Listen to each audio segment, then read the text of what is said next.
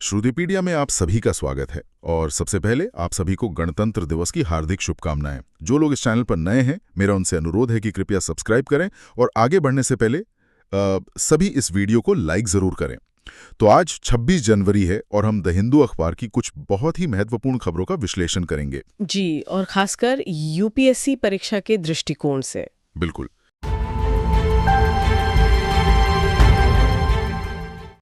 चलिए, हमेशा की तरह आज के मैप के सवाल से शुरू करते हैं। सवाल है, बैफिन बे कहाँ स्थित है? इसे मैप पर खोजें और अपना जवाब नीचे कमेंट्स में लिखें। हाँ, और कमेंट में लिखने से आपको ये लंबे समय तक याद भी रहेगा। तो आज गणतंत्र दिवस के अवसर पर हमारे जो सूत्र है यानी द हिंदू अखबार, वो राष्ट्रीय सम्मान और वैश्विक मंच पर भारत की छवि पर केंद्रित है। सही कहा। तो आज की चर्चा का मिशन ये समझना है कि 70वें गणतंत्र दिवस पर भारत खुद को दुनिया के सामने कैसे प्रस्तुत कर रहा है और किन हस्तियों को उनके योगदान के लिए सम्मानित किया जा रहा है। जी, चलिए इसे समझना शुरू करते हैं। सबसे पहली और सबसे महत्वपूर्ण खबर है राष्ट्रपति द्रौपदी मुर्मू का राष्ट्र के नाम संबोधन।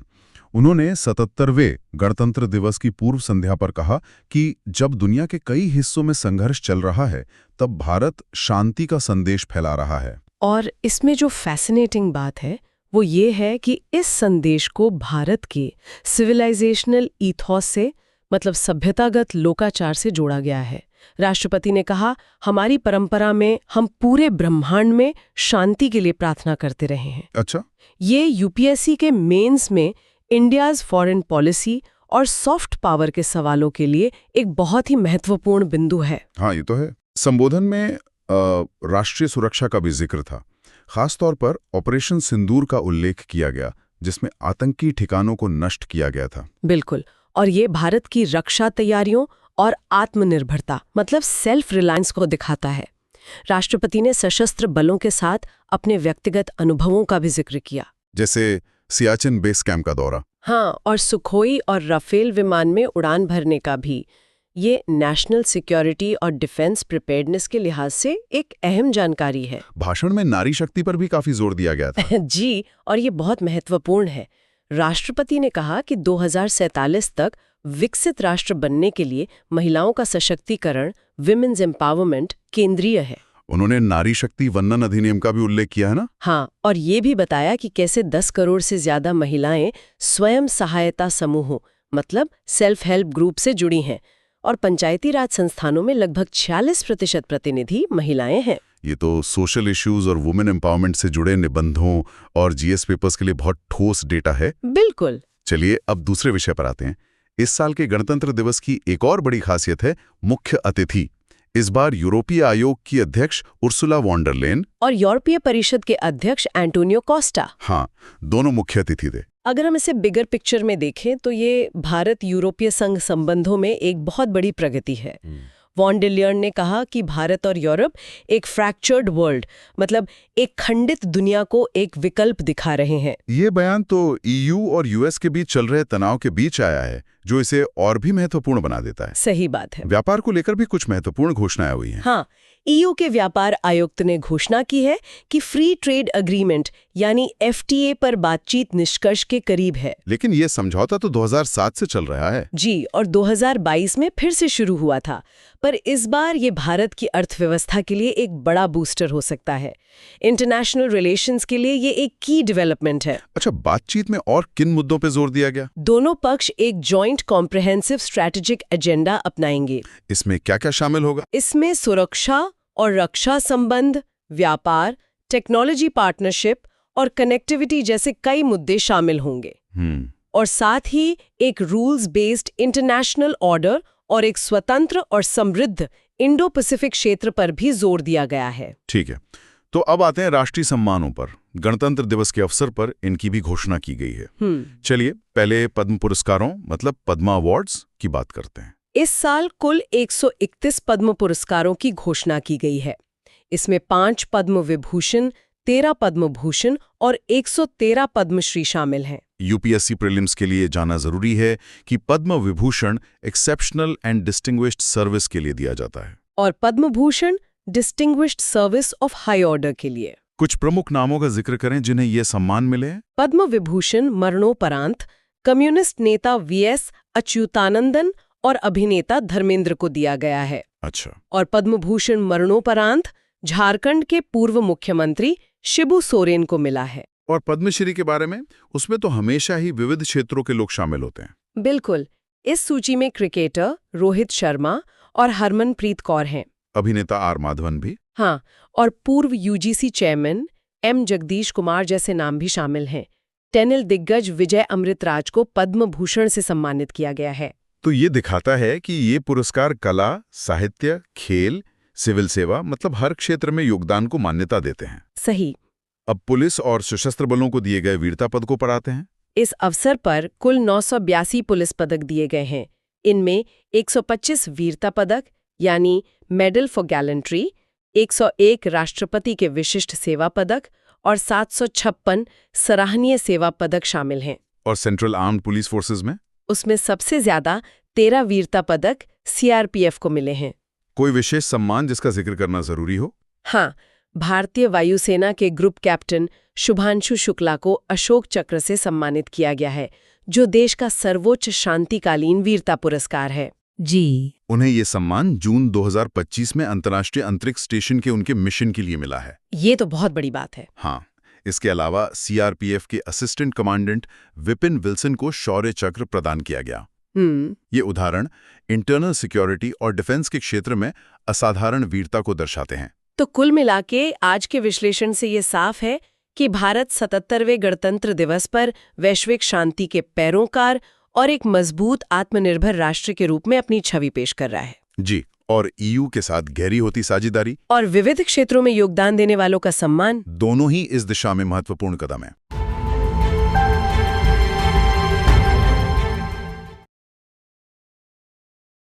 आज हम यूपीएससी परीक्षा के नजरिए से 3 बेहद जरूरी विषयों पर गहरी नजर डालेंगे। ये ऐसे विषय हैं जो सीधे तौर पर जनरल स्टडीज पेपर 2 में इंटरनेशनल रिलेशंस और पेपर 3 में इकोनॉमी से जुड़े हैं। हमारे पास आज के अखबारों से कुछ बहुत ही महत्वपूर्ण लेख हैं और हमारा मिशन है इन लेखों की परतों को खोलना और वो जानकारी निकालना जो परीक्षा के लिए सबसे ज्यादा काम की है। बिल्कुल सही कहा। आज हम 3 बड़े मुद्दों पर बात करेंगे। पहला, भारत और यूरोपीय संघ के बीच फ्री ट्रेड एग्रीमेंट जो अब अपने अंतिम चरण में है। दूसरा, भारत और यूएई के बीच लगातार मजबूत होती रणनीतिक साझेदारी। और तीसरा, इन वैश्विक एम्बिशंस को सपोर्ट करने के लिए देश की राजधानी दिल्ली को भारत का इकोनॉमिक हब बनाने की महत्वाकांक्षी योजना। तो चलिए शुरू करते हैं यूरोप के साथ। खबर यह है कि भारत और यूरोपियन यूनियन के बीच फ्री ट्रेड एग्रीमेंट यानी एफटीए पर बातचीत अंतिम चरण के करीब पहुंच गई है। ये एक बहुत बड़ी खबर है क्योंकि ये बातचीत, अगर मैं गलत नहीं हूं, तो 2007 में शुरू हुई थी, फिर रुक गई और 2022 में इसे फिर से शुरू किया गया। बिल्कुल। और यहाँ जो बात सबसे दिलचस्प है वो इस मुलाकात की टाइमिंग है। यूरोपियन कमीशन की president Ursula von der Leyen और यूरोपियन काउंसिल के प्रेसिडेंट एंटोनियो कोस्टा दोनों भारत में हैं और उनका बयान बहुत महत्वपूर्ण है कि इस बिखरी हुई दुनिया, जिसे वो फ्रैक्चर्ड वर्ल्ड कह रहे हैं, उसमें भारत और यूरोप मिलकर एक नया रास्ता दिखा रहे हैं। यहीं पर मैं आपको रोकना चाहूंगा। ये जो जियोपॉलिटिकल मायने हैं, एक यूपीएससी एस्पिरेंट के लिए इन्हें समझना बहुत जरूरी है। मतलब क्या ये एफटीए सिर्फ व्यापार के आंकड़े बदलने के लिए है या वैश्विक शक्ति संतुलन की शतरंज पर ये एक बड़ी चाल है? बहुत अच्छा सवाल है। देखिए, इसके 2 आयाम हैं और दोनों ही परीक्षा के लिए महत्वपूर्ण हैं। पहला है आर्थिक आयाम, जो जीएस पेपर 3 के लिए कोर कंटेंट है। अच्छा। ईयू भारत का सबसे बड़ा ट्रेडिंग पार्टनर है। पिछले साल ही दोनों के बीच $136 बिलियन से ज्यादा का व्यापार हुआ। इस एफटीए से टैरिफ कम होंगे, जिससे भारतीय एक्सपोर्टर्स को यूरोपियन मार्केट में लेवल प्लेइंग फील्ड मिलेगा। और यूरोपियन कंपनियों को भी फायदा होगा? हाँ, बिल्कुल। उन्हें भारत में बेहतर मार्केट एक्सेस मिलेगा, जिससे यहाँ टेक्नोलॉजी कॉर्पोरेशन और हाई स्किल जॉब्स के अवसर बढ़ेंगे। ठीक है, तो व्यापार, तकनीक और रोजगार, ये तो आर्थिक फायदे हुए। लेकिन जो आपने जियोपॉलिटिकल चेस गेम की बात कही, वो ज्यादा फैसिनेटिंग लग रही है। वो क्या है? वो है इसका दूसरा और शायद ज्यादा महत्वपूर्ण आयाम, रणनीतिक, जो सीधे जीएस पेपर 2 से जुड़ता है। ये समझौता ऐसे समय में हो रहा है जब ईयू और यूनाइटेड स्टेट्स के बीच ट्रांस अटलांटिक टेंशंस बढ़ रहे हैं। अच्छा, हाँ। तो ऐसे में भारत और ईयू दोनों को एक दूसरे की जरूरत है। दोनों ही एक रूल्स बेस्ड इंटरनेशनल ऑर्डर यानी नियम आधारित अंतर्राष्ट्रीय व्यवस्था को बनाए रखना चाहते हैं। तो आप कह रही हैं कि ये एक तरह से पार्टनरशिप ऑफ म्यूचुअल नेसेसिटी है, मतलब भारत यूरोप के लिए चीन का एक लोकतांत्रिक विकल्प बन रहा है और यूरोप भारत के लिए अमेरिकी प्रभाव को संतुलित करने का एक जरिया। प्रिसाइसली, आपने इसे बिल्कुल सही समझा। यही वो इंसाइट है जो एक सामान्य उत्तर को एक बेहतरीन उत्तर बनाती है। ये पार्टनरशिप भारत की स्ट्रेटेजिक ऑटोनॉमी को मजबूत करती है। स्ट्रेटेजिक ऑटोनॉमी, ये शब्द हम बार बार सुनते हैं। इस एफटीए के संदर्भ में इसका असल मतलब क्या है? मतलब ये है कि भारत अपनी विदेश नीति के फैसले किसी एक शक्तिशाली देश के दबाव में आकर नहीं, बल्कि सिर्फ और सिर्फ अपने राष्ट्रीय हितों के आधार पर ले सकता है। मतलब विकल्पों को बढ़ाना। बिल्कुल। यूरोप के साथ ये समझौता हमें अमेरिकी खेमे में पूरी तरह बंधने से बचाता है और साथ ही चीन पर हमारी आर्थिक निर्भरता को कम करने का भी एक रास्ता देता है। It's a classic balancing act. ये तो हुई अवसरों की बात, लेकिन ये समझौता इतने सालों से अटका हुआ था, कुछ तो बड़ी बाधाएं रही होंगी। हाँ, ये बहुत ही वैलिड पॉइंट है। मुद्दे थे खासकर non tariff barriers, data protection standards और लेबर लॉज। ये अभी भी पूरी तरह से सुलझे नहीं हैं। तो फिर अब क्या बदला? अब जो जियोपॉलिटिकल अर्जेंसी पैदा हुई है, उसने दोनों पक्षों को एक पॉलिटिकल विल दी है कि इन मुश्किल मुद्दों का कोई बीच का रास्ता निकाला जाए। समझ गया। मतलब मेंस के उत्तर में लिखते समय इन चुनौतियों का जिक्र करना भी जरूरी है। बहुत जरूरी है, ताकि एक बैलेंस्ड पर्सपेक्टिव सामने आए। और इसी मल्टी अलाइनमेंट नीति का एक और बेहतरीन उदाहरण हमें पश्चिम एशिया में देखने को मिलता है, खासकर यूएई के साथ हमारे संबंधों में। बिल्कुल। यूएई के प्रेसिडेंट शेख मोहम्मद बिन जायद अल नहयान का हालिया भारत दौरा इसी कड़ी का एक हिस्सा है। ये पिछले 11 सालों में दोनों देशों के नेताओं के बीच 11वीं मुलाकात थी। ये फ्रीक्वेंसी अपने आप में बहुत कुछ कहती है। सही कहा। 2017 से ये एक कॉम्प्रहेंसिव स्ट्रेटेजिक पार्टनरशिप है। पर मेरा सवाल ये है कि व्यापार और निवेश तो समझ आता है, पर इस रिश्ते में स्ट्रेटेजिक क्या है? यहाँ स्ट्रेटेजिक शब्द का मतलब बहुत व्यापक है। इस साझेदारी की खासियत इसकी स्थिरता और विश्वास है। इस दौरे के कॉन्क्रीट आउटकम्स को देखें तो ये साफ हो जाता है। इन्हें पॉइंट्स में नोट किया जा सकता है। जी। पहला, रक्षा सहयोग। एक स्ट्रेटेजिक डिफेंस पार्टनरशिप की दिशा में लेटर ऑफ इंटेंट साइन हुआ है। एक minute, strategic defence partnership UAE के साथ, इसका जमीन पर क्या मतलब है? इसका मतलब है joint military exercises, intelligence sharing और सबसे महत्वपूर्ण डिफेंस टेक्नोलॉजी का को डेवलपमेंट और को प्रोडक्शन। अच्छा। दूसरा बड़ा पिलर है व्यापार। 2032 तक द्विपक्षीय व्यापार को $200 बिलियन तक पहुंचाने का महत्वाकांक्षी लक्ष्य रखा गया है। $200 बिलियन? ये लक्ष्य सुनने में तो बहुत प्रभावशाली है, लेकिन क्या ये रियलिस्टिक है? आपका संदेह जायज है, लेकिन इसके पीछे ठोस आधार है। सीपा लागू होने के बाद फिस्कल ईयर 2022 से 23 में ही द्विपक्षीय व्यापार में 37% की बढ़ोतरी हुई है। 37%? ये तो फिनोमिनल ग्रोथ है ना? और तीसरा और सबसे महत्वपूर्ण पिलर है निवेश। यूएई भारत के इंफ्रास्ट्रक्चर में एक प्रमुख निवेशक बन चुका है। जैसे अबू धाबी इन्वेस्टमेंट अथॉरिटी यानी ADIA ने भारत के NIIF में $1 बिलियन का निवेश किया है। ये पैसा सीधे तौर पर भारत में पोर्ट्स, हाईवेज और एनर्जी प्रोजेक्ट्स में लग रहा है। डिफेंस ट्रेड इन्वेस्टमेंट, ये तो पारंपरिक क्षेत्र हुए। सोर्सेज में कुछ भविष्य की तकनीकों का भी जिक्र है, जैसे आर्टिफिशियल इंटेलिजेंस और डेटा एम्बेसीज। हाँ, और यही इस पार्टनरशिप को फ्यूचर ओरिएंटेड बनाता है। एक मिनट, डेटा एम्बेसी, ये कॉन्सेप्ट थोड़ा फ्यूचरिस्टिक लगता है। क्या आप समझा सकती हैं कि ये है क्या? जरूर। डेटा एम्बेसी का मतलब है कि एक देश अपना सारा महत्वपूर्ण डिजिटल डेटा, जैसे सरकारी रिकॉर्ड्स, एक सिक्योर सर्वर पर किसी दूसरे देश की जमीन पर रखता है। अच्छा। और वो जमीन उस दूतावास की तरह पहले देश की सॉवरेन टेरिटरी मानी जाती है। अरे वाह, ये तो बहुत गहरे विश्वास का प्रतीक है। बिल्कुल। कोई देश अपनी डिजिटल संप्रभुता की चाबी किसी दूसरे देश को तभी सौंपेगा जब विश्वास का स्तर चरम पर हो। ये वाकई दिलचस्प है। और इस सोच में GIFT सिटी का भी जिक्र है। DP वर्ल्ड और फर्स्ट अबू धाबी बैंक वहां अपने ऑफिस खोल रहे हैं। हाँ, ये एक बहुत बड़ा कदम है। GIFT सिटी को एक इंटरनेशनल फाइनेंशियल सेंटर बनाने के लिए इस तरह के बड़े ग्लोबल प्लेयर्स का आना जरूरी है। यह भारतीय कंपनियों को खाली और पूरे मीना क्षेत्र के बाजारों से जोड़ेगा। यह भारत के आर्थिक विकास के लिए एक महत्वपूर्ण ब्रिज का काम करेगा। और ये जो ग्लोबल कैपिटल को अट्रैक्ट करने की बात है, इसके लिए डोमेस्टिक लेवल पर वर्ल्ड क्लास इंफ्रास्ट्रक्चर बनाना भी उतना ही जरूरी है। बिल्कुल। इंटरनेशनल पार्टनरशिप्स अपनी जगह है, लेकिन डोमेस्टिक इकोनॉमिक इंजन को पावर अप करना भी उतना ही जरूरी है। और इसी से जुड़ा है हमारा तीसरा विषय, दिल्ली को भारत का इकोनॉमिक हब बनाने की घोषणा। हाँ, दिल्ली की मुख्यमंत्री रेखा गुप्ता का ये बयान काफी एम्बिशियस है। दिल्ली को भारत का इकोनॉमिक हब कहना एक तरह से मुंबई और बैंगलोर के लिए एक सीधा चैलेंज है। इस विजन के पीछे एक ठोस योजना दिखाई देती है। सबसे महत्वपूर्ण डेटा पॉइंट जो एस्पिरेंट्स को नोट करना चाहिए वो है कैपिटल एक्सपेंडिचर। ओके। सरकार ने इंफ्रास्ट्रक्चर को फास्ट ट्रैक करने के लिए कैपिटल एक्सपेंडिचर को दोगुना करके 30,000 करोड़ कर दिया है। 30,000 करोड़, ये तो बहुत बड़ा जंप है। बिल्कुल, यह सिर्फ एक आंकड़ा नहीं है, यह एक स्टेटमेंट ऑफ इंटेंट है। ओके, तो कैपिटल एक्सपेंडिचर पर एक मैसिव पुश है, लेकिन ये पैसा जा कहाँ रहा है? फोकस किन क्षेत्रों पर है? सरकार का अप्रोच काफी कॉम्प्रिहेंसिव है। पहला पिलर है इंफ्रास्ट्रक्चर, जिसमें सड़कों, पुलों और पब्लिक ट्रांसपोर्ट का विकास शामिल है।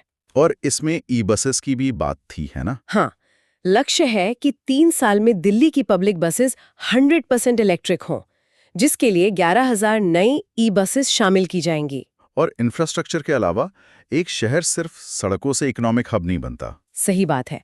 इसीलिए दूसरा फोकस है ह्यूमन कैपिटल पर, जिसके लिए एजुकेशन को प्राथमिकता दी गई है। 2025-26 के बजट का 21% शिक्षा को आवंटित किया गया है। ये तो बहुत बड़ा एलोकेशन है। हाँ, और नरेला में 1300 करोड़ रुपए की लागत से एक मॉडर्न एजुकेशन हब बनाया जा रहा है।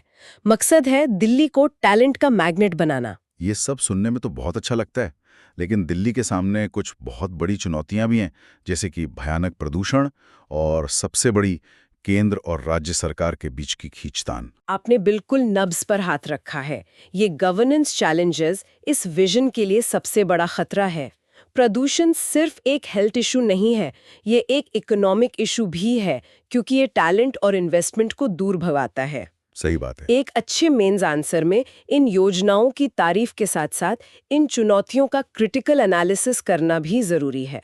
तो इसका मतलब है कि ये सिर्फ इकोनॉमिक ग्रोथ की बात नहीं है, बल्कि एक इंक्लूसिव डेवलपमेंट मॉडल बनाने की कोशिश है। एग्जैक्टली, और यही इस मॉडल की खासियत है। एक तरफ हाईटेक इंफ्रास्ट्रक्चर है, तो दूसरी तरफ 5 रुपए में पौष्टिक भोजन देने वाली अटल कैंटीन और आयुष्मान आरोग्य मंदिर। मतलब ग्रोथ के साथ साथ सोशल वेलफेयर भी। बिल्कुल। This holistic approach is a key concept for GS paper 3 and the essay paper. तो आज की हमारी चर्चा से ये तो साफ है कि एक यूपीएससी एस्पिरेंट को इन खबरों को अलग अलग करके नहीं देखना चाहिए। ये सब एक बड़ी तस्वीर का हिस्सा है। बिल्कुल सही।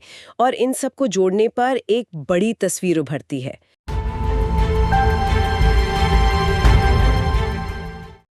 आज हम शासन, राजनीति और समसामयिक मुद्दों की दुनिया में उतर रहे हैं। और हमारे सामने जो स्रोत है वो हमारे संवैधानिक ढांचे पर एक तरह के स्ट्रेस टेस्ट की तस्वीर पेश करते हैं। सही कहा। हम 3 अलग-अलग क्षेत्रों को देखेंगे जहां नियमों और परंपराओं की अब कह सकती है परीक्षा हो रही है। बिल्कुल। पहला, राज्यपाल के पद को लेकर कार्यपालिका के भीतर ही एक संवैधानिक खींचतान। हाँ, ये तो आजकल हर रोज खबरों में है। दूसरा, न्यायपालिका कैसे अपनी सीमाओं को बनाए रखते हुए पुलिस जांच में एक संतुलन बनाने की कोशिश कर रही है। एक बहुत ही नाजुक संतुलन है ये। और आखिर में हमारी चुनावी प्रक्रिया की नींव यानी मतदाता सूची की अखंडता पर उठते गंभीर सवाल।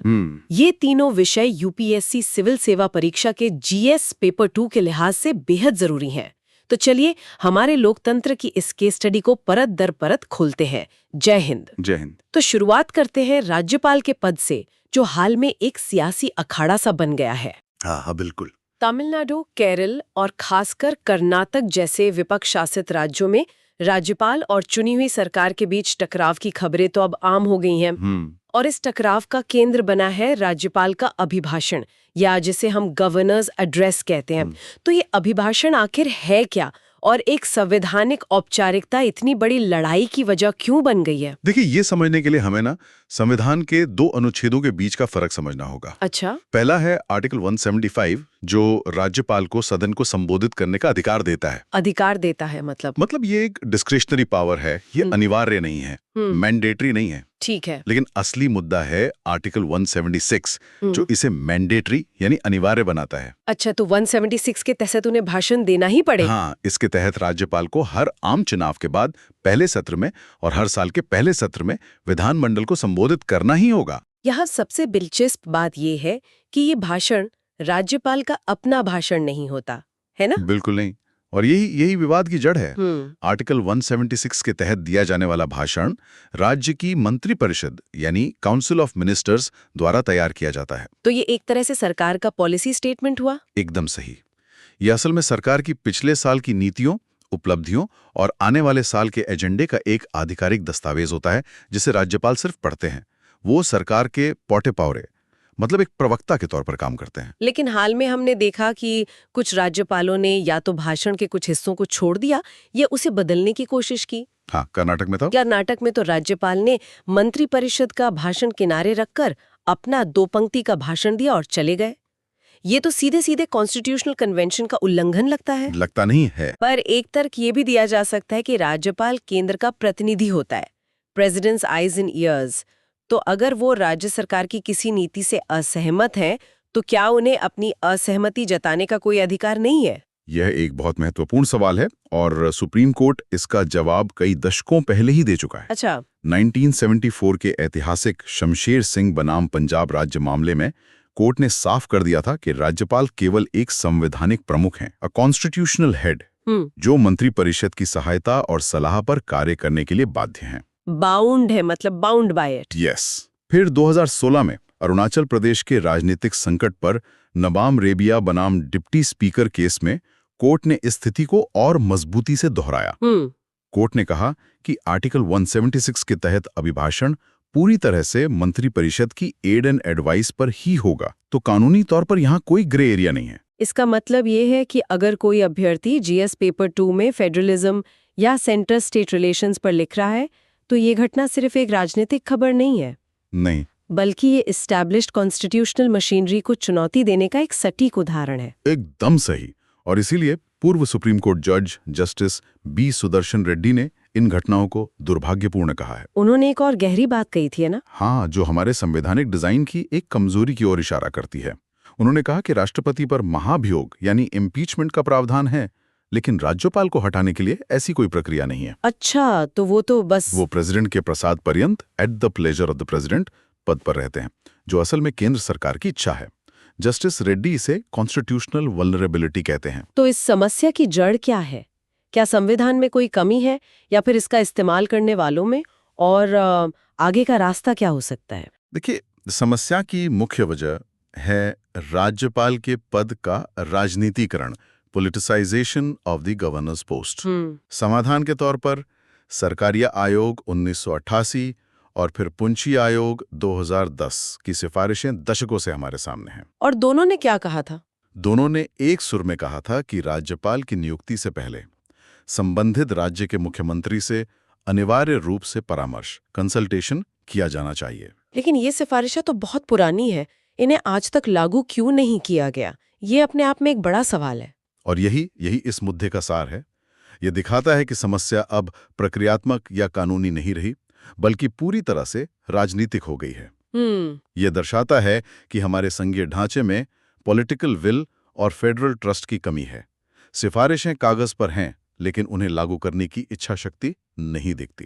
कार्यपालिका के इन 2 स्तरों के बीच का ये टकराव वाकई चिंताजनक है। और जब संवैधानिक नियम कायदों को इस तरह ताक पे रखा जाता है, तो अक्सर न्यायपालिका पर एक रेफरी की भूमिका निभाने का दबाव आ जाता है। हाँ, ये हमेशा होता है। लेकिन न्यायपालिका खुद अपनी सीमाओं को लेकर कितनी सजग है? सुप्रीम कोर्ट का हालिया फैसला, जो पुलिस जांच से जुड़ा है, इसी नाजुक संतुलन की कहानी कहता है। हाँ, ये मामला भी शक्तियों के पृथक्करण यानी सेपरेशन ऑफ पावर्स की सिद्धांत से जुड़ा है। हाल ही में उत्तर प्रदेश राज्य बनाम मोहम्मद अरशद खान केस में सुप्रीम कोर्ट ने एक बहुत ही न्यूआंस्ड बात कही। क्या कहा कोर्ट ने? उन्होंने कहा कि अदालतों द्वारा टाइम बाउंड इन्वेस्टिगेशन का निर्देश देना एक अपवाद एक्सेप्शन होना चाहिए, नियम नहीं। ये सुनने में थोड़ा अजीब लगता है। हम सभी तो justice delayed is justice denied की बात करते हैं, और त्वरित न्याय के लिए तो तेज जांच जरूरी है। तो फिर सुप्रीम कोर्ट ऐसा क्यों कह रहा है? क्योंकि सुप्रीम कोर्ट यहाँ एक बड़ी तस्वीर देख रहा है। उनका कहना है कि जांच करना पुलिस का एक वैधानिक अधिकार है, स्टैट्यूटरी राइट है। अच्छा। जांच कब पूरी होगी, कैसे होगी, कौन से सबूत जुटाए जाएंगे, ये सब कार्यपालिका के अधिकार क्षेत्र में आता है, यानी एग्जीक्यूटिव डोमेन में। एग्जैक्टली। न्यायपालिका का काम इसमें दिन प्रतिदिन का हस्तक्षेप करना नहीं है। अगर अदालतें हर केस में जांच की समय सीमा तय करने लगेंगी तो वो एक तरह से पुलिस का काम करने लगेंगी, जो सेपरेशन ऑफ पावर्स के सिद्धांत का उल्लंघन होगा। तो क्या इसका मतलब है कि अदालतें जांच में हो रही बेहिसाब देरी पर आंखें मूंद लेंगी? बिल्कुल नहीं। कोर्ट ने यह भी साफ किया कि वो हस्तक्षेप कर सकती हैं, लेकिन केवल असाधारण परिस्थितियों में। जैसे कि? जैसे जब देरी की वजह से न्याय पर प्रतिकूल प्रभाव पड़ रहा हो, मतलब मिसकैरेज ऑफ जस्टिस हो रहा हो, या किसी नागरिक के मौलिक अधिकारों का हनन हो रहा हो। मतलब अदालत अपनी शक्ति का इस्तेमाल एक सर्जिकल टूल की तरह करेगी, ना कि एक हथौड़े की तरह। ये दिखाता है कि जुडिशरी कैसे एग्जीक्यूटिव के डोमेन का सम्मान करते हुए एक संतुलन बना रही है। इसी से जुड़ा एक और वाक्यांश है जिसका जिक्र हमारे स्रोतों में है, कोई कठोर कदम नहीं, या नो कोर्सिव स्टेप्स। हाँ, ये बहुत कॉमन है। ये अक्सर अदालतों के आदेशों में देखने को मिलता है और ये बहुत अस्पष्ट लगता है। इस पर क्या स्थिति है? ये एक बेहतरीन सवाल है, क्योंकि इस एक वाक्यांश पर खुद न्यायपालिका में मतभेद है, जो इसे और दिलचस्प बनाता है। अच्छा। 2021 के निहारिका इंफ्रास्ट्रक्चर केस में सुप्रीम कोर्ट की 3 न्यायाधीशों की बेंच ने इस वाक्यांश को बहुत अस्पष्ट और व्यापक कहा था, वेग एंड ब्रॉड। उन्होंने निर्देश दिया कि हाई कोर्ट को ऐसे आदेश देते समय कारण बताने चाहिए और स्पष्ट करना चाहिए कि कठोर कदम से उनका मतलब क्या है। मतलब क्या वो गिरफ्तारी पर रोक लगा रहे हैं? हाँ, या सिर्फ जमानत तक राहत दे रहे हैं। स्पष्टता जरूरी है। लेकिन क्या सभी अदालतें इस बात से सहमत हैं? नहीं, और यहीं पर कानून की व्याख्या का डायनामिज्म दिखता है। हाल ही में दिल्ली हाईकोर्ट ने एक अलग दृष्टिकोण अपनाते हुए कहा कि इस वाक्यांश का कोई इनफ्लेक्सिबल या प्री डिटर्मिन्ड अर्थ नहीं हो सकता। तो फिर इसका मतलब कैसे तय होगा? इसका अर्थ केस के संदर्भ, कॉन्टेक्स्ट से तय होना चाहिए। यह दिखाता है कि कानून की व्याख्या कितनी गतिशील हो सकती है। यूपीएससी एस्पिरेंट्स के लिए यह समझना जरूरी है कि जुडिशियल इंटरप्रिटेशन पत्थर की लकीर नहीं है। ये समय और परिस्थितियों के साथ विकसित होती है। तो हमने देखा कि कार्यपालिका में टकराव है और न्यायपालिका संतुलन साधने की कोशिश कर रही है। लेकिन क्या होगा जब उस पूरी व्यवस्था की नींव पर ही सवाल उठने लगे, जो इन सभी संस्थानों को वैधता देती है? आप चुनाव प्रक्रिया की बात कर रही हैं? हाँ, हमारी चुनावी प्रक्रिया।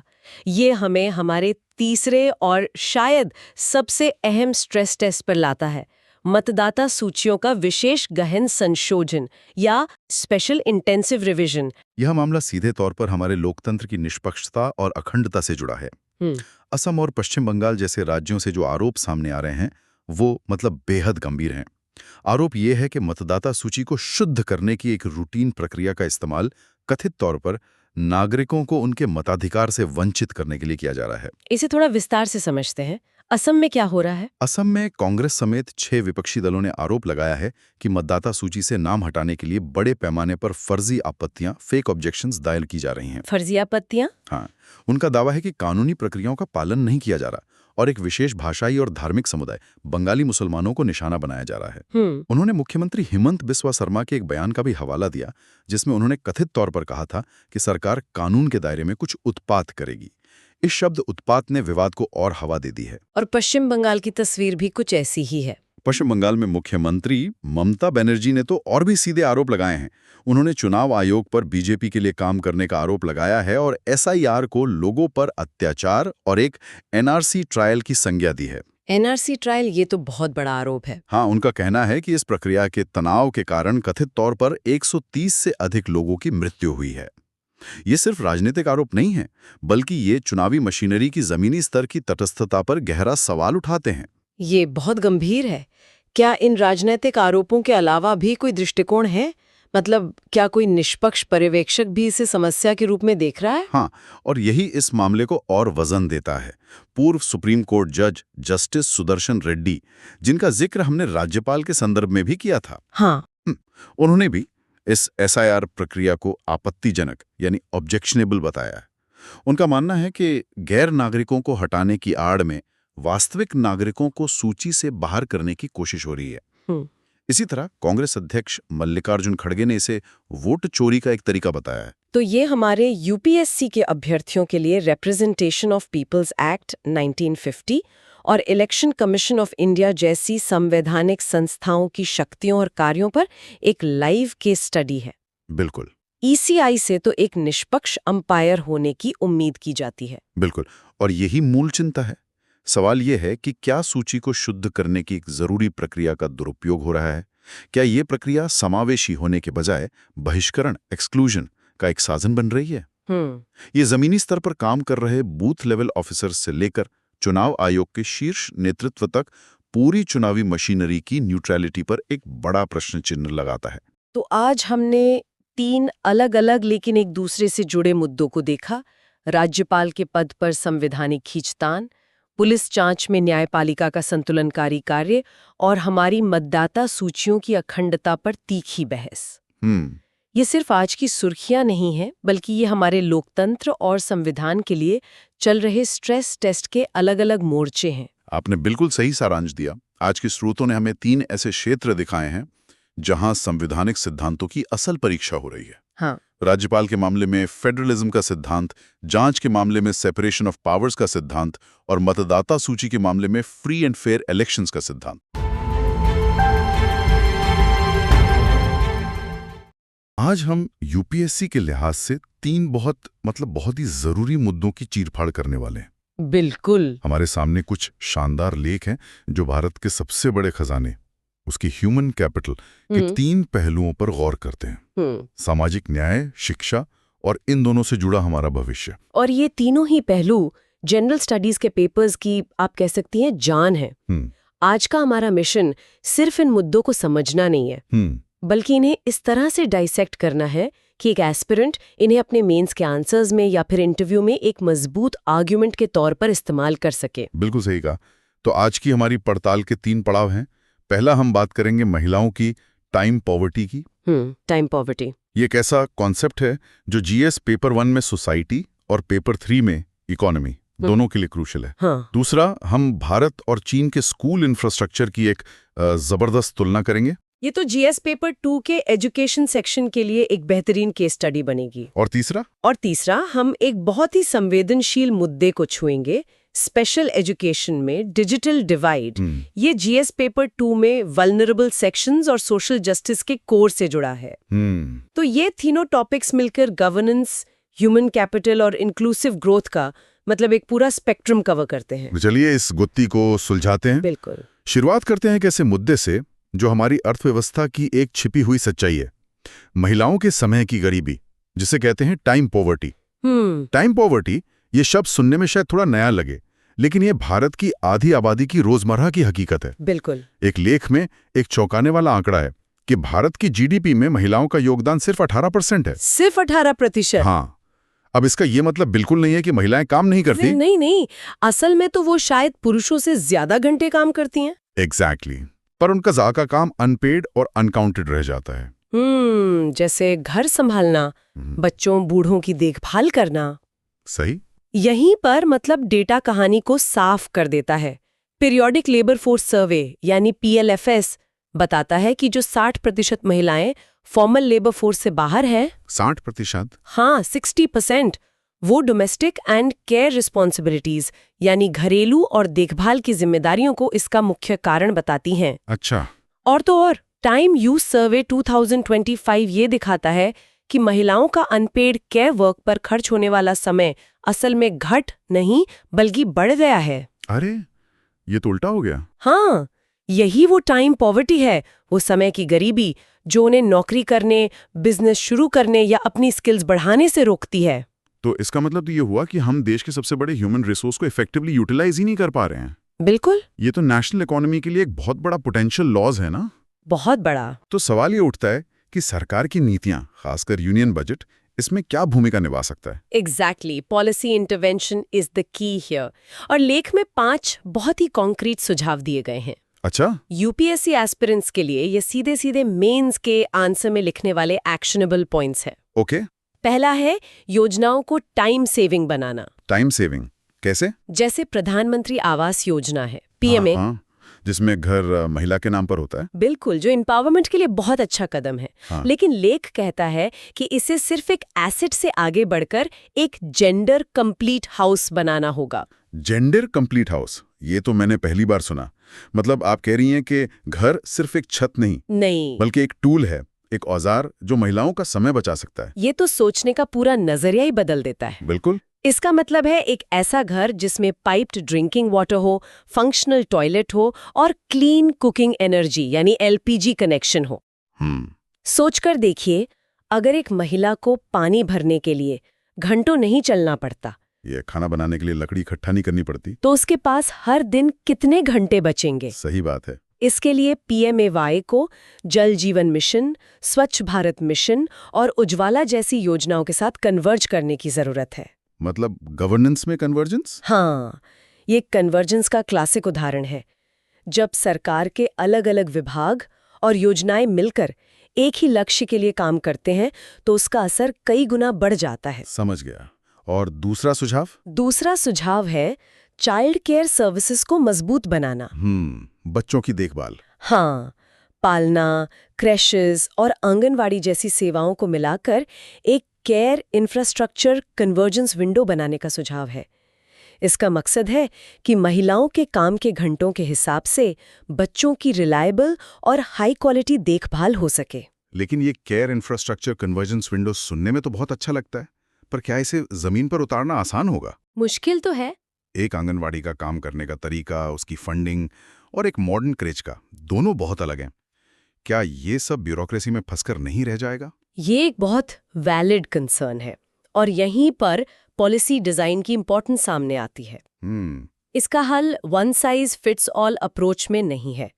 कन्वर्जेंस का मतलब ये नहीं कि सबको एक ही नियम से चलाया जाए। तो फिर क्या है? इसका मतलब है फंडिंग स्ट्रीम्स को पूल करना, क्वालिटी स्टैंडर्ड्स तय करना और लोकल बॉडीज जैसे पंचायतों या सेल्फ हेल्प ग्रुप्स को मैनेजमेंट में शामिल करना, ताकि वो अपनी ज़रूरत के हिसाब से इसे ढाल सके।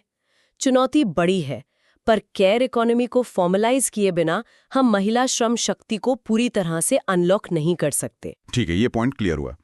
तीसरा और चौथा सुझाव क्या है? तीसरा है महिलाओं के श्रम की मांग पैदा करना, यानी generate demand for women's labour.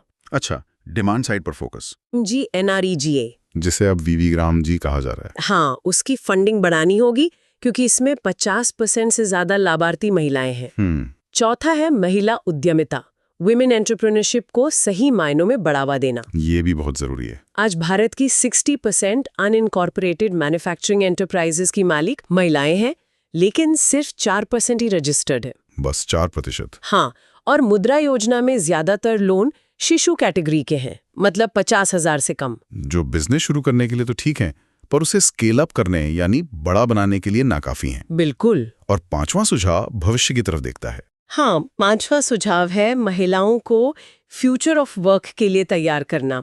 India AI mission के तहत खास तौर पर महिलाओं के लिए AI ड्रिवन ट्रेनिंग और मेंटरशिप प्रोग्राम्स के लिए बजट का प्रावधान करना। तो कुल मिलाकर यहाँ सबसे मजेदार बात तो अब सामने आती है कि बजट को सिर्फ पैसों के एलोकेशन के तौर पर नहीं, बल्कि महिलाओं का समय बचाने और उसे एक आर्थिक अवसर में बदलने के एक स्ट्रेटेजिक टूल के रूप में देखा जाना चाहिए। एग्जैक्टली। ये जेंडर बजटिंग को सिर्फ कल्याण या वेलफेयर से उठाकर आर्थिक विकास में एक निवेश, an investment in economic growth बना देता है। प्रिसाइसली, यह महिलाओं के समय को एक सामाजिक जिम्मेदारी से बदलकर एक राष्ट्रीय संपत्ति, नेशनल एसेट के रूप में देखने जैसा है। बिल्कुल। और जब हम देश के एसेट्स की बात कर ही रहे हैं तो हमारे बच्चों से बड़ा एसेट क्या होगा? सही बात है। लेकिन क्या हम उनकी शिक्षा के लिए सही इंफ्रास्ट्रक्चर तैयार कर पाए हैं?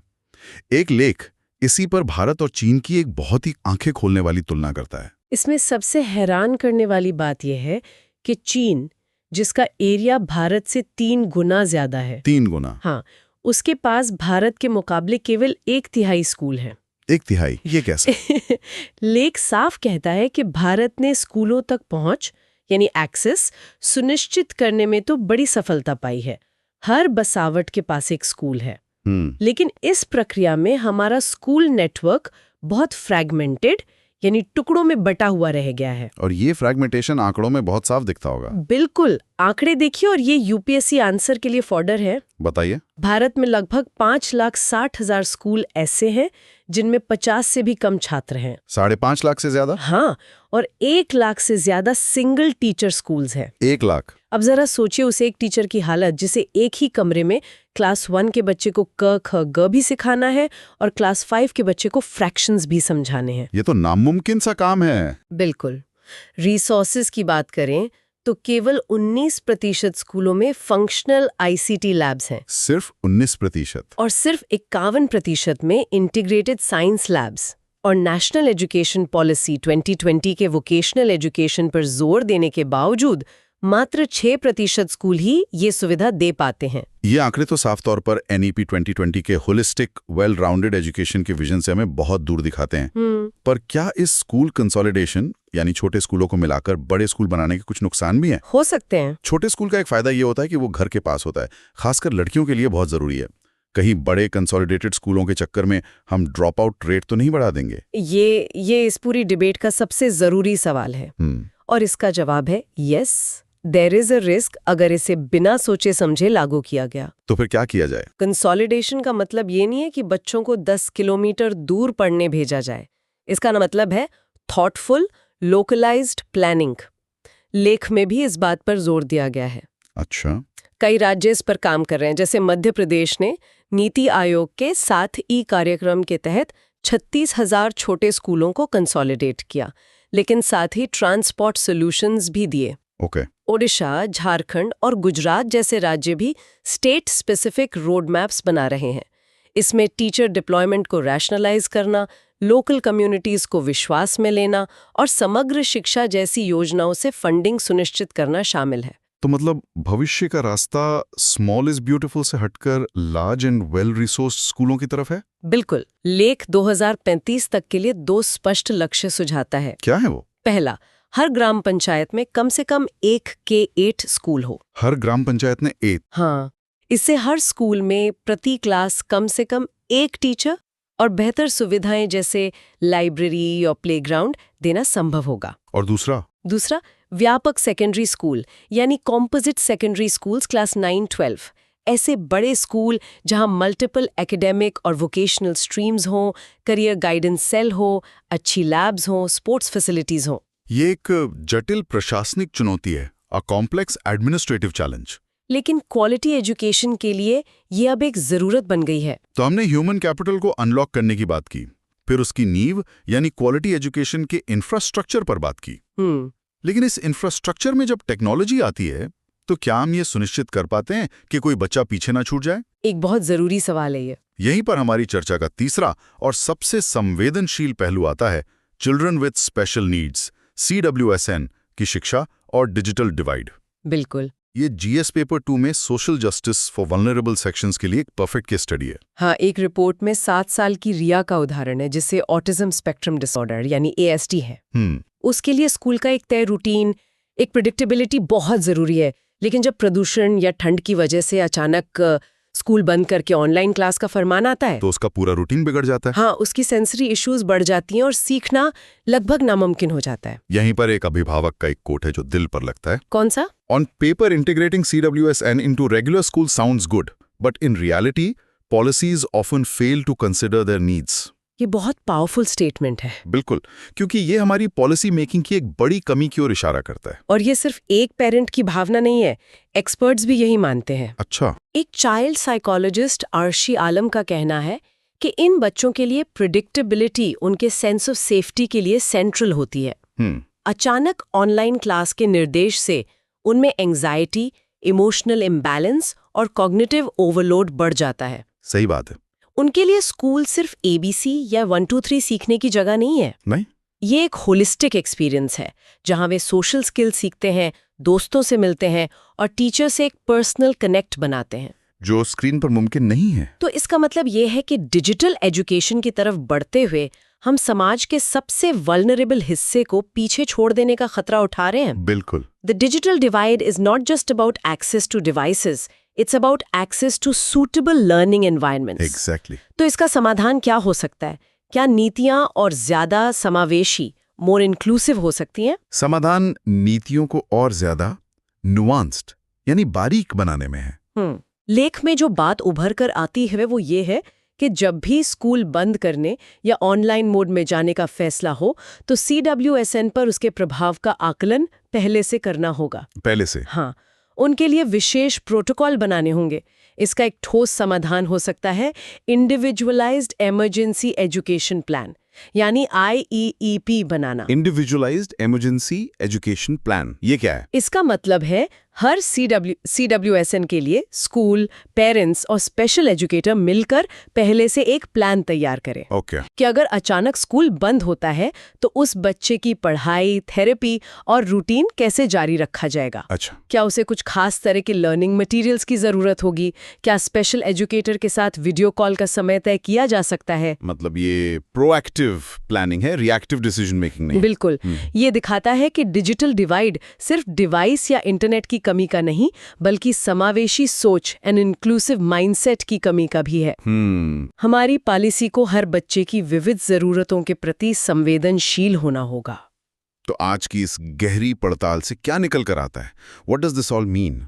मेरे हिसाब से 3 बहुत ही साफ सबक है जिन्हें एक एस्पिरेंट को गांठ बांध लेना चाहिए। बताइए। पहला और सबसे बड़ा सबक ये है कि महिलाओं का समय केवल एक सामाजिक मुद्दा नहीं, बल्कि देश का सबसे बड़ा अनयूटिलाइज्ड इकोनॉमिक एसेट है।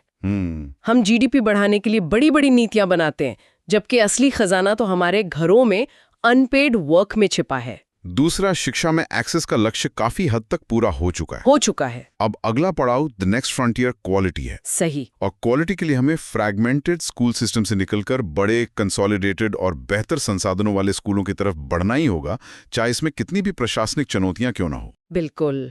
और तीसरा, डिजिटल इंडिया का सपना तब तक अधूरा है जब तक हम सबसे कमजोर बच्चों तक शिक्षा को सही मायने में उनकी जरूरतों के हिसाब से नहीं पहुंचा पाते। Inclusivity must be at the very core of our digital transformation, not an afterthought. और ये तीनों मुद्दे एक दूसरे से बहुत गहराई से जुड़े हुए हैं। हाँ। बेहतर शिक्षा महिलाओं को टाइम पॉवर्टी से बाहर निकालने में मदद करेगी, और एक समावेशी समाज जो हर बच्चे का ध्यान रखता है, वही सही मायने में विकसित भारत की नींव रखेगा। बिल्कुल। ये सब हमारे ह्यूमन कैपिटल को नर्चर करने के अलग अलग पहलू हैं। और आज हम आपको एक विचार के साथ छोड़कर जा रहे हैं। जब हम इन सभी समस्याओं के लिए नीतियां बनाते हैं, चाहे वो महिलाओं के लिए हों, स्कूली बच्चों के लिए हों या CWSN के लिए, क्या हम इन नीतियों को साइलोज में यानी अलग अलग देखने की बजाय एक इंटीग्रेटेड फ्रेमवर्क में देख सकते हैं? A systems thinking approach to policy making. हाँ, जहां एक क्षेत्र में किया गया सुधार दूसरे क्षेत्र की समस्याओं को भी हल करने में मदद करे। इस पर जरूर सोचिएगा।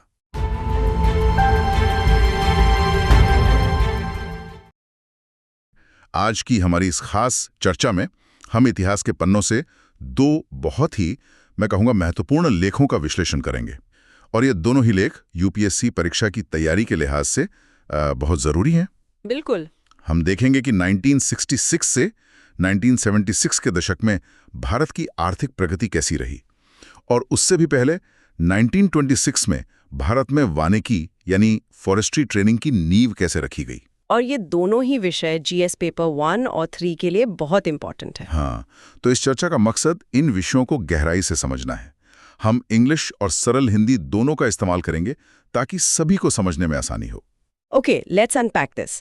तो पहला लेख 26 जनवरी 1976 के अखबार का है। ये उससे पहले के दशक की यानी मतलब आर्थिक प्रगति का एक ब्यौरा देता है। हाँ, और इस लेख की शुरुआत ही उस दौर को डिसमिल यानी निराशाजनक बताती है। Decimal. What's fascinating here is कि भारत उस समय एक साथ कई चुनौतियों का सामना कर रहा था। मतलब आप सोचिए, 1965 का पाकिस्तान युद्ध हुआ। राइट। उसके बाद विदेशी सहायता रुक गई, फिर रुपए का डिवैल्यूएशन करना पड़ा, और इन सब के ऊपर लगातार 2 साल मॉनसून की विफलता, जिससे भयानक अकाल पड़ा। हाँ, ये GS पेपर 3 के लिए क्लासिक केस स्टडी है कि कैसे मल्टीपल क्राइसिस एक साथ आ सकते हैं। लेख में दिए गए आंकड़े उस समय के हालत को और भी साफ करते हैं। नेट नेशनल प्रोडक्ट यानी NNP सिर्फ 20,600 मिलियन रुपए था सिर्फ, और पर कैपिटा इनकम यानी प्रति व्यक्ति आय वो तो बस 426 रुपए थी। इन आंकड़ों का आम आदमी के जीवन पर क्या असर रहा होगा? ये आंकड़े यही बताते हैं कि अर्थव्यवस्था बहुत छोटी थी और लोगों की औसत आय बेहद कम थी, और यहाँ UPSC एस्पिरेंट्स को नेट नेशनल प्रोडक्ट और per capita income at current prices जैसे कॉन्सेप्ट्स की समझ होनी चाहिए। राइट। ये देश की आर्थिक सेहत मापने के जरूरी पैमाने हैं और पॉवर्टी एंड डेवलपमेंट जैसे विषयों से सीधे जुड़ते हैं। Here's where it gets really interesting. इन सारी चुनौतियों के बावजूद लेख में एक बहुत बड़े बदलाव का जिक्र है। हाँ, 1973-74 तक पर कैपिटा इनकम दोगुनी होकर 850 रुपए हो गई double in less than a decade. और 1975-76 तक एनएनपी भी दोगुना होकर 49,300 मिलियन रुपए पे पहुंच गया। इसके साथ ही भारत के बैलेंस ऑफ पेमेंट्स में भी सुधार आया। विदेशी मुद्रा भंडार यानी फॉरेन एक्सचेंज रिजर्व वो भी बढ़ा। अच्छा। 1965-66 के 2,980 मिलियन रुपीस से बढ़कर 1973-74 में ये 9,470 मिलियन रुपीस हो गया। Wow. If we connect this to the bigger picture तो ये आर्थिक स्थिरता और बाहरी निर्भरता में कमी को दिखाता है। और लेख में निर्यात मतलब एक्सपोर्ट्स में भी फिनोमिनल इंक्रीज की बात कही गई है। एक दशक में 8,100 मिलियन रुपए से बढ़कर 24,830 मिलियन रुपए। So what does this all mean? संक्षेप में यूपीएससी के लिहाज से ये दौर आजादी के बाद के आर्थिक एकीकरण को समझने के लिए बहुत महत्वपूर्ण है। मेंस में 1960s के दशक की चुनौतियों पर, सुधार के लिए अपनाई गई नीतियों पर और भारत के आर्थिक विकास की प्रकृति पर सवाल बन सकते हैं। और इन आंकड़ों को जवाब में लिखने से पॉइंट्स को मजबूती मिलती है। बिल्कुल। अच्छा, अब चलते हैं अपने दूसरे लेख पर, जो आज से ठीक 100 साल पहले 26 जनवरी 1926 का है। 100 साल पहले? इसमें भारत को फॉरेस्ट्री की हायर ट्रेनिंग में सेल्फ कंटेन्ड यानी आत्मनिर्भर बनाने की बात की गई है। ये मॉडर्न हिस्ट्री और एनवायरनमेंट दोनों के लिए एक दिलचस्प विषय है। बिल्कुल। और ब्रिटिश राज के संदर्भ में सेल्फ कंटेन्ड शब्द बहुत महत्वपूर्ण है। क्यों? This raises an important question. Bharat में ही फॉरेस्ट्री की उच्च ट्रेनिंग की जरूरत क्यों महसूस हुई? ये औपनिवेशिक सरकार के वन संसाधनों के व्यवस्थित प्रबंधन और उपयोग की जरूरत को दिखाता है, जिसके लिए एक प्रशिक्षित काडर की आवश्यकता थी। अच्छा। और ये भारत में पर्यावरण से जुड़े कानूनों के इतिहास से सीधे जुड़ता है। लेख में कुछ खास बातें बताई गई हैं, जैसे ये भारत सरकार की पहल थी जिसे सर मोहम्मद हबीबुल्लाह के विभाग ने स्टैंडिंग फाइनेंस कमेटी के सामने रखा था। हाँ। और ट्रेनिंग के लिए जिस जगह को चुना गया वो थी देहरादून। देहरादून का जिक्र यहाँ इंपीरियल फॉरेस्ट रिसर्च इंस्टीट्यूट, जो बाद में फॉरेस्ट रिसर्च इंस्टीट्यूट यानी FRI बना, के संदर्भ में है। राइट। व्हाट्स फैसिनेटिंग हियर इसकी कैसे इस संस्थान ने भारत में वन प्रबंधन और इंडियन फॉरेस्ट सर्विस मतलब IFS की नींव रखी। इसका महत्व आज भी है और ये प्रीलिम्स के लिए एक संभावित तथ्य है। इस योजना पर उस समय मतलब 1926 में 1 करोड़ 25 लाख रुपए खर्च करने की बात कही गई है। ये तो एक बहुत बड़ी रकम थी। बहुत बड़ी। और ये निवेश फॉरेस्ट्री को लेकर ब्रिटिश सरकार की गंभीरता को दिखाता है। लेकिन ये उनकी औपनिवेशिक नजरिए को भी तो दिखाता होगा। बिल्कुल। उनका मुख्य ध्यान साइंटिफिक फॉरेस्ट्री के जरिए इमारती लकड़ी का उत्पादन करना था। किस लिए? ताकि रेलवे और जहाज निर्माण जैसी शाही जरूरतें पूरी हो सकें। इस प्रक्रिया में अक्सर आदिवासियों और स्थानीय समुदायों के पारंपरिक वन अधिकारों का हनन हुआ। मेंस के जवाब के लिए ये क्रिटिकल पर्सपेक्टिव बहुत जरूरी है। So what does this all mean? मतलब यूपीएससी के नजरिए से इसे कैसे देखें? ये विषय औपनिवेशिक आर्थिक नीतियों, प्रशासनिक इतिहास और पर्यावरण के इतिहास को एक साथ जोड़ता है, जो यूपीएससी को खास पसंद है। तो इसे जीएस पेपर 1 और जीएस पेपर 3 दोनों में इस्तेमाल किया जा सकता है। एग्जैक्टली। तो आज हमने 2 ऐतिहासिक लेखों का विश्लेषण किया। हमने देखा कि कैसे 70 के दशक में भारतीय अर्थव्यवस्था ने एक मुश्किल दौर से वापसी की और कैसे 1920s के दशक में आधुनिक वन प्रबंधन की नींव रखी गई, जिसके अच्छे और बुरे दोनों परिणाम हुए। हाँ। अंत में सोचने के लिए एक विचार छोड़ जाती हूँ। ये अभिलेख हमें नीति और प्रगति की एक झलक तो देते हैं, लेकिन एस्पिरेंट्स के लिए एक गहरा सवाल ये है कि इन विकासों की विरासत यानी 70 के दशक का आर्थिक मॉडल और 20 के दशक का औपनिवेशिक वानिकी ढांचा आज भारत की विकास और पर्यावरण संबंधी चुनौतियों को किस तरह प्रभावित कर रही है। ये बहुत गहरा सवाल है, सोचने वाली बात है। तो आपको ये विश्लेषण कैसा लगा, हमें जरूर बताएं। इसी तरह के डिटेल्ड एनालिसिस के लिए हमें सब्सक्राइब करें। बिल्कुल। इस चर्चा के PDF नोट्स के लिए हमारे टेलीग्राम चैनल से जुड़ें। लिंक आपको डिस्क्रिप्शन में मिल जाएगा। जय हिंद।